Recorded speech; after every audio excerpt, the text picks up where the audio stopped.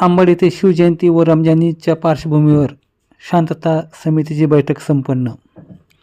आज दिनांक 17 फेब्रुवारी 2026 आगामी शिवजयंती रमजान यांच्या पार्श्वभूमीवर कायदा व सुव्यवस्था अबाधित राखण्याच्या अनुषंगानं आज दिनांक 17 फेब्रुवारी 2026 रोजी अंबड पोलीस ठाणे येथे शांतता समितीची बैठक आयोजित करण्यात आली. सदर बैठक माननीय उपविभागीय अधिकारी उमाकांत पारधी, माननीय पोलीस निरीक्षक संतोष घोडके यांच्या अध्यक्षतेखाली व मार्गदर्शनाखाली पार पडली.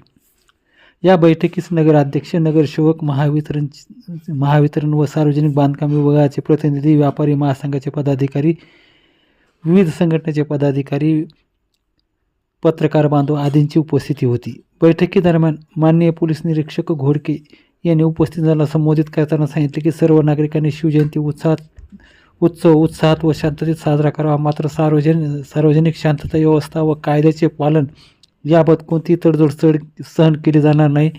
कायदा व सुव्यवस्थेत बाधा आणणाऱ्या व्यक्तीविरुद्ध प्रचलित कायद्यानुसार कठोर कारवाई करण्यात येईल असा इशारा त्यांनी दिला.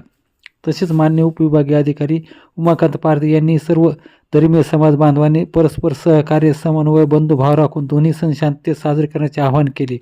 प्रशासनाने नागरिकांना संयम, जबाबदारी व कायद्याचे पालन करण्याचे निर्देश दिले असून कोणतीही अफवा अथवा अनुचित प्रकार आढळल्यास तात्काळ पोलीस प्रशासनास कळवण्याचे आवाहन यावेळी करण्यात आले.